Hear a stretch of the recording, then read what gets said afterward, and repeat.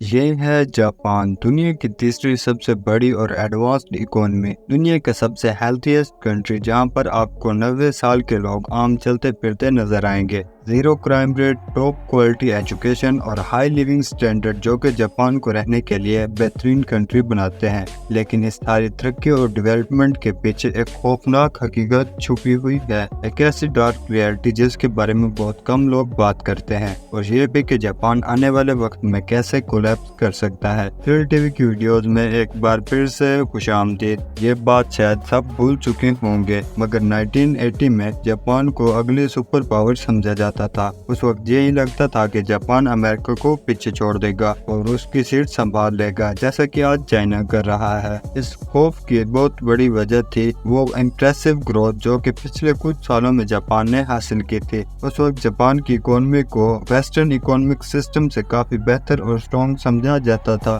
Japan کی چیزیں پوری دنیا میں چھائی ہوئی تھیں، چاہے گاڑی ہو، الیکٹرونکس ہو یا پھر میڈیکل کا سامان۔ ہر گریجویٹ ہونے والے شخص کو فوراً لائف ٹائم گارنٹیڈ جاب مل جاتی تھی۔ Japan was literally unstoppable. Japan 1990 تک دنیا کی دوسری سب سے بڑی اکانومی بن چکا تھا، لیکن 1991 میں کچھ ایسا ہوا جو کہ جاپان کا پورا فیوچر بدلنے جا رہا تھا۔ جاپان میں ریئل اسٹیٹ ٹاپ پر تھی اور اسٹاک مارکیٹ پیک پر تھی۔ بینکس مسلسل پیسہ چھاپ رہے تھے، بینک سے لون لینا انتہائی آسان تھا، لیکن پھر ایک دن یہ سارا کھیل ختم ہو گیا۔ 1990 سے 1991 کے درمیان جاپان کی اسٹاک مارکیٹ 43% تک گر گئی۔ ریئل اسٹیٹ کی پرائسز بھی 50% سے زیادہ گر گئیں۔ انلمیٹڈ بینک لون کی وجہ سے لوگوں نے بڑی بڑی کمپنیز کھڑی کی ہوئی تھی جو کہ کئی سال پہلے بینکرپٹ ہو چکی تھیں، مگر بینک سے لون ملنے کی وجہ سے وہ کبھی بند ہی نہیں کی گئی تھی۔ جاپان کی اسٹاک مارکیٹ کے کریش ہونے کی وجہ سے اس میں کوئی بھی انویسٹ نہیں کرنا چاہتا تھا، لیکن ایسی اونچ نیچ تو اکانومیز میں آتی رہتی ہیں۔ تو جاپان کے ساتھ ایسا کیا ڈیفرنٹ ہوا جو کہ اس کی ایک پوری جنریشن کو افیکٹ کرنے والا تھا؟ یہ سب جاننے سے پہلے ہمیں جاننا ہوگا کہ جاپان کا جاب سسٹم ورک کیسے کرتا ہے۔ جاپان میں تمام کمپنیز جاب کے لیے فریش گریجویٹ کو ہی ہائر کرتی تھی، اور اس وقت جاپان کا انٹرویو دنیا کا سب سے سخت ترین انٹرویو سمجھا جاتا تھا، کیونکہ وہاں پر تمام کینڈیڈیٹس کو بہت سارے انٹرویوز اور ٹف ٹاسک سے گزرنا پڑتا ہے۔ اس ٹف انٹرویو کو پاس کرنے والے کو شوشنکایو پالیسی کے مطابق لائف ٹائم جاب ملتی ہے، اور جاپان میں جاب سوئچنگ والے کو کوئی بھی جاب نہیں دیتا۔ 1990 کے اکنامک کرائسس میں ساری کمپنیز میں اپنی ہائرنگ فریز کر دی، اور اگلے 13 سالوں تک یہ ہائرنگ یوں ہی بند رہی،